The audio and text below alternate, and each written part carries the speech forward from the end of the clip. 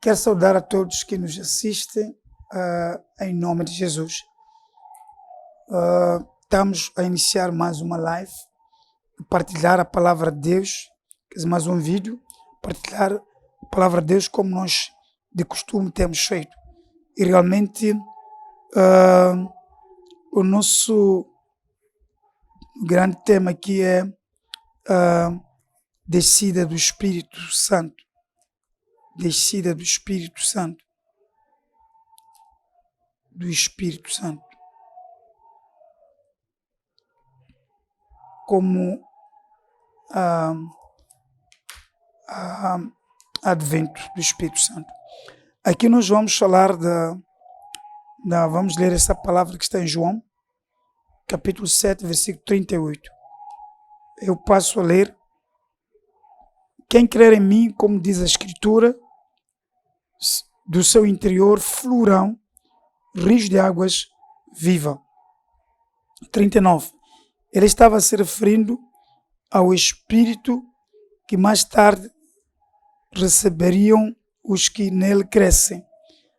Até então, o Espírito ainda não tinha descido, não tinha sido dado, pois Jesus ainda não fora glorificado.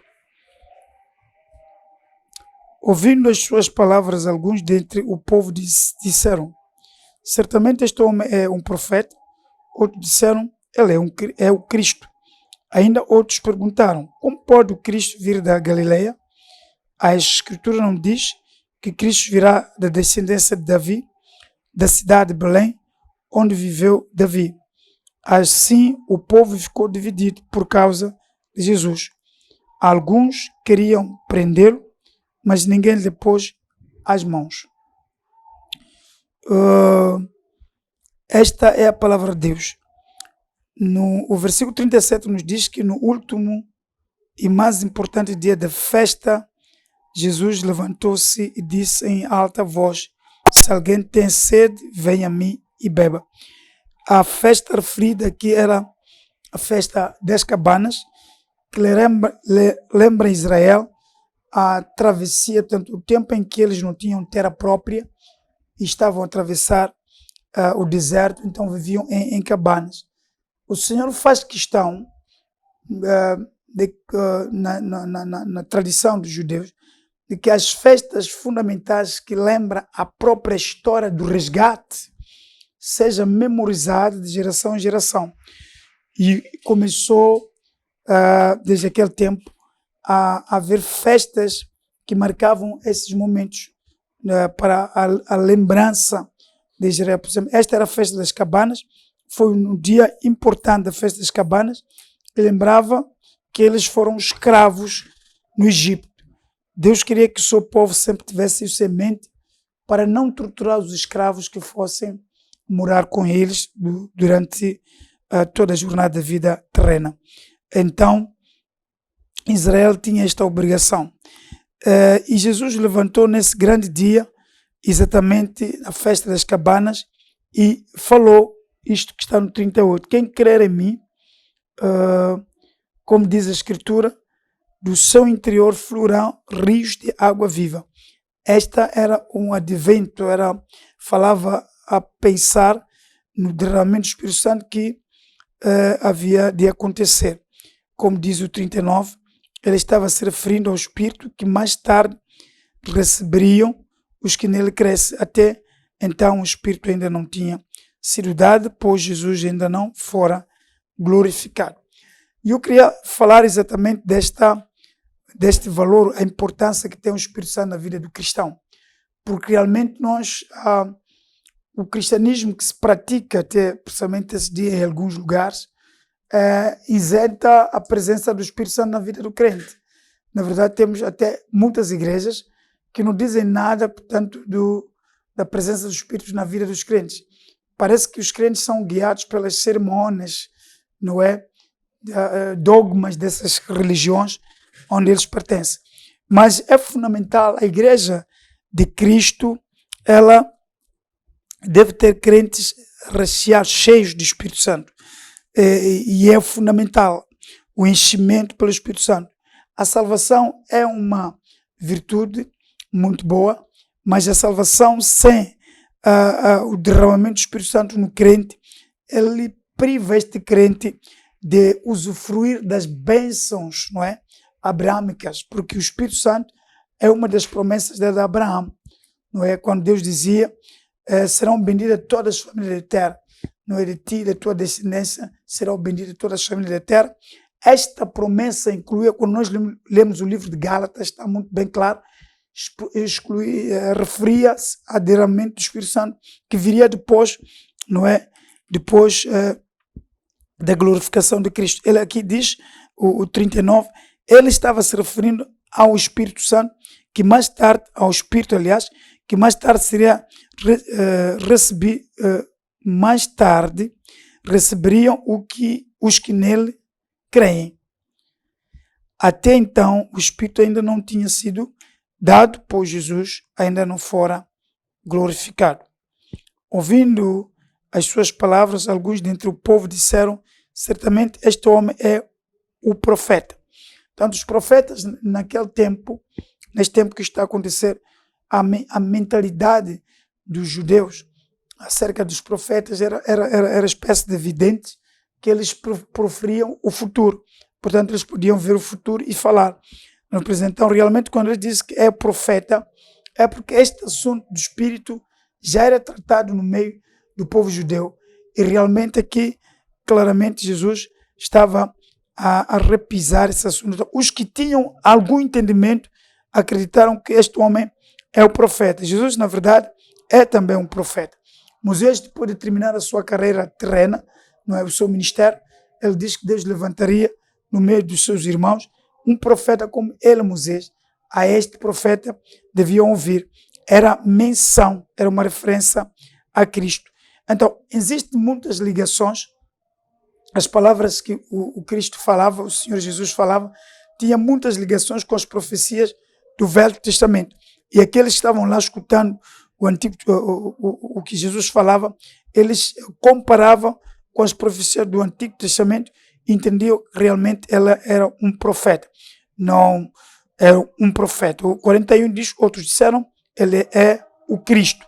Ainda outros perguntaram, como pode o Cristo vir da Galileia? Portanto, aqui no 42 diz, a Escritura não diz que o Cristo viria da descendência de Davi, da cidade de Belém, onde viveu Davi. O 43 diz, assim o povo ficou dividido por causa de Jesus. Portanto, é o que acontece mesmo nos nossos dias. Nós cremos na palavra de Deus, mas por causa das diversidades, tipos de interpretações hermenêutica, as pessoas podem estar divididas, não é? Por causa do esclarecimento fraccionado da palavra de Deus. Algumas pessoas criam que ele é Cristo, mas alguns dizem que não. Cristo não pode vir da Galileia, então e depois outros diziam que seria descendente de Davi, da cidade de Belém, e na verdade Cristo nasceu em Belém, onde viveu Davi. Então assim o povo ficou dividido por causa de Jesus. Uma das coisas que acontece na vida espiritual daqueles que creem em Jesus é esta divisão que acontece no meio dos crentes, por causa do tipo de ensino. Tanto existia também vários rabinos que questionavam a mensagem de Cristo, e realmente alguns diziam uma coisa, outros outra coisa. Então, segundo esta palavra, havia uma divisão de pensamentos em relação a Cristo. É o assunto que até nos nossos dias se vive.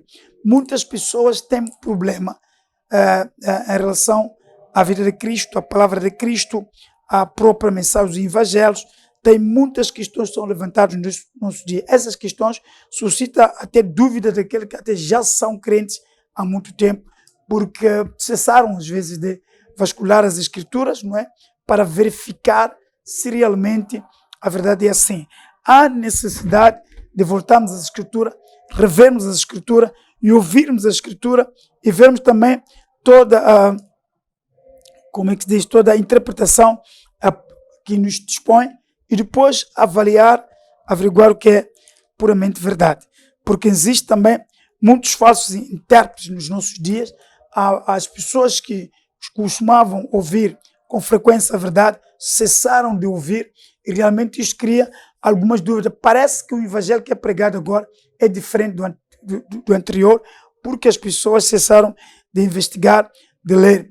Talvez as redes sociais venham facilitar, portanto, uma leitura automática da palavra de Deus, mas a palavra de Deus sempre requer uma leitura tradicional, aquela forma tradicional de ler, anotando, olhando para os temas, subtemas, olhando para o contexto e o texto, realmente comparando essas coisas, vendo também Cristo através de todas as Escrituras.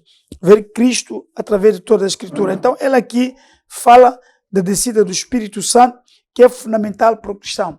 A salvação é um facto que se consumou na morte e ressurreição de Cristo na cruz do Calvário, mas também é um facto o derramamento do Espírito Santo.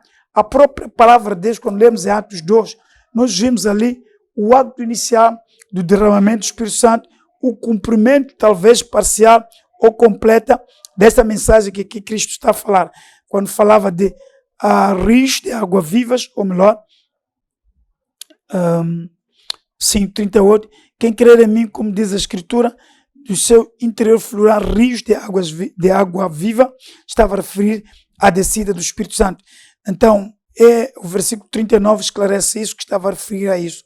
Um crente salvo precisa de ser batizado com o Espírito Santo. Ou melhor, estar cheio. Talvez se nós falarmos batizado, complicamos um pouco a situação, porque para alguns este tipo de batismo não é falado em seus círculos religiosos, cristão, mas quando falamos de ser cheio, ser enchido pelo Espírito Santo, talvez isso de enchimento vale a pena. Na conversão nós recebemos porção do Espírito Santo para a regeneração. Na conversão recebemos o Espírito Santo para a regeneração. Mas aqui o enchimento, ou melhor, o batismo com o Espírito Santo é o derramamento, é a pessoa ser capacitado até o Espírito transbordar. Praticamente é o transbordar. Quando nós falamos de derramamento do Espírito, é o transbordar. E a pessoa assim fica cheio, como acontece quando um copo tem água, continuamos a encher, então a água transborda. E esse transbordar pode trazer muitas outras virtudes maravilhosas, como profecia, não é? Que é falar e interpretar as línguas, a profecia, a palavra de sabedoria, a palavra de ciência, todos aqueles dons podem fluir na pessoa que está cheio do Espírito Santo. E realmente é necessário que os crentes que já se converteram, receberam a porção do Espírito, que estão no processo de regeneração, a acreditarem, orar, continuar a orar. É isto que me preocupa muito. Os crentes, depois da salvação, frequentam a igreja, já não se preocupam em chamar, convidar o Espírito Santo para serem cheios, enchidos. Como diz aqui Jesus, rios de água viva vão fluir de vocês. Esses rios de água viva, essas águas vivas, está a referir ao Espírito Santo. O Espírito Santo é como uma água viva. Quer dizer, a pessoa que está cheia do Espírito Santo também vive em espírito, anda em espírito e serve a Deus em espírito.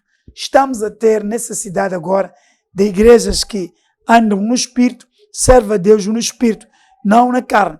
As crises que nós estamos passando agora, devemos muitas igrejas estarem a viver carnalmente, ou melhor, igrejas que têm cultos carnais, é exatamente a ausência ou o interrompimento do derramamento do Espírito Santo nos crentes. Os crentes se convertem sim, mas não podem ficar estagnados num sistema religioso.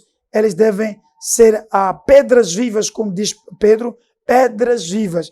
E quem vivifica essas pedras é o próprio Espírito Santo de Deus neles. Então o crente é um pouco disso aqui. Então, alguns começaram a se dividir, porque realmente havia muitos religiosos que tinham a letra da lei, tinha a palavra escrita e realmente averiguavam aquelas palavras se o Messias, Cristo, chamado Cristo, é este ou virá o outro. E realmente, alguns sinais que conectavam ou que podia deixar claro para o povo hebreu que este é o Cristo, são os feitos de Cristo. Ele devia ser da casa de Davi, devia pertencer à casa de Davi e também devia ter muitos sinais como os profetas falaram no passado. Então iam investigando Cristo, como pode o Cristo vir da Galileia, porque as escrituras diziam que Cristo virá da descendência de Davi, então nasceria em Belém, onde viveu Davi. Então estas outras questões que os judeus tinham naquele tempo para averiguar. Eu acho que a mesma ginástica que os judeus tiveram para distinguir se aquele Jesus era Cristo é a mesma ginástica que nós temos para aceitarmos novos eventos. Por exemplo, agora estamos à espera do arrebatamento da igreja. Alguns aparecem agora a dizer que, olha, já estamos no Apocalipse. Alguns aparecem que não, esse não é o tempo do Apocalipse, é princípio das dores. E algumas pessoas vão falando, cada um como ele pensa que é, e vão falando dessas verdades pentecostais para tentar saber se este é o tempo ou não é o tempo. E é necessário, sim, sabermos muito bem, mas, como disse a palavra de Deus, a vinda de Cristo não dependerá disso. Cristo virá num momento em que as pessoas estão totalmente distraídas até, e este é o tempo de distração para as coisas espirituais. As pessoas estão muito distraídas, acham que não, este é o tempo de lutar pelo dinheiro, lutar por aquilo, mas esse é o tempo também que, como diz a palavra de Deus, será como o tempo de Noé. As pessoas, não é, casavam, Deus a casamento, até o dia em que Noé entrou naquela arca e realmente Deus fechou por fora e houve o dilúvio. As pessoas não estavam tão preparadas, estavam na sua vida comum. Então a vinda do Filho do Homem será exatamente isso. Eu estava a dizer aqui, é importante averiguarmos a Escritura se este Cristo, claro, já sabemos, aqueles que creem em Cristo sabem que Cristo é aquele que veio realmente em carne, em sangue e água. Aquele que morreu na cruz de Calvário e ressuscitou é o Cristo. Alguns ainda lá em Israel estão a aguardar o Messias, mas o Messias é aquele. Então é importante nós termos sempre a palavra atualizada no nosso espírito, na nossa mente, para não pecarmos contra Deus ou para não sermos retardados. Um dos problemas que vai acontecer é quando voltar o Filho do Homem, como dizia o livro nos Evangelhos. Será que quando o Filho do Homem voltar à terra e encontrará fé na terra? Este é o problema. A nossa fé vai se esfriando porque nós cessamos de sermos leitores da palavra de Deus, cessamos de frequentar também cultos de avivamento, cultos de derramamento do Espírito Santo, que são fundamentais nos nossos dias também. Então, um cristão completo tem a salvação em Cristo, mas também tem nele o Espírito Santo, faz a morada na vida dele, e este Espírito vai crescendo até derramar-se. E essa pessoa cheio do Espírito Santo, a linguagem teológica é esta, cheio do Espírito Santo, ele não vai envaidecer, ele não vai perder a sua salvação. Tem sua certeza, também vai continuar a fazer a atividade de pregar os outros para a salvação, porque esta é a missão da igreja e é a missão principal. O Espírito vai mexendo este crente para fazer as obras de Deus. Ele vai ser mexido para fazer aquilo que agrada a Deus e continuará a crescer de glória em glória. Eu quero que Deus os abençoe muito quem escutou a palavra. E esta palavra, na verdade, estou trazendo esta informação muito importante, que a salvação em Cristo tem que ser acompanhada também com o derramamento do poder de Deus na vida da pessoa. O crente pode orar, porque alguém pode estar aí a perguntar: como é que eu posso receber o Espírito Santo? É orar, pedir o Espírito Santo. A Bíblia diz que Deus não dará cobra àquele que pedir peixe, nem dará pedra a quem pedir pão. Estava a referir o pedir o Espírito Santo aqui. No livro de Lucas está mais claro. Pedir o Espírito Santo não é qualquer pedido. O primeiro pedido, primário, depois da salvação, é o derramamento do Espírito Santo. O crente tem que orar intensamente. Eu conheço homens e mulheres que fizeram, eu também fiz isso, que fizeram depois da salvação, mesmo depois do batismo, eles começaram a orar, jejuar, pedir a graça de Deus, para Deus derramar o Espírito sobre eles. E realmente tiveram resposta. Muitos desses homens são obreiros agora. Muitos desses homens estão a fazer grandes obras agora, porque realmente o Espírito Santo é que tem o próprio ministério divino que deve a igreja seguir. Está no Espírito Santo. A pessoa do Espírito Santo comunica as virtudes de Cristo no crente. E isto é necessário. Nós temos crentes carnais, mas os crentes verdadeiros da igreja cristã devem ser espirituais. E é isso que a Bíblia está cheio. Fala disso nas cartas dos apóstolos, fala disso também no livro de Atos dos Apóstolos, que este livro, a dada altura, os estudiosos dizem que devia se chamar livro do Espírito Santo, porque fala muito de vários derramamentos do Espírito Santo. Na verdade, ele devia ter muitos nomes, mas o nome que ficou registrado é Atos dos Apóstolos. Mas esse livro de Atos dos Apóstolos podia ter o nome livro do Espírito Santo realmente, porque ele muitas das vezes mostra derramamento. O enchimento não acontece só uma vez, as pessoas que receberam voltaram a receber constantemente. Quer dizer, aqui estamos a ver uma constância do enchimento com o Espírito Santo, para fluir as coisas espirituais nesse crente. E é para isso que nós continuamos crendo em Deus, orando, jejuando e fazendo todas as outras tarefas para que o nome de Jesus seja louvado. Muito obrigado por terem me escutado. Muito obrigado também por ter percebido ou aprendido com esta mensagem a importância do Espírito Santo na vida do crente. Que Deus os abençoe rica e poderosamente, agora aqui e para todos sempre. Amém. Até o próximo vídeo. Deus os abençoe rica e poderosamente. Amém.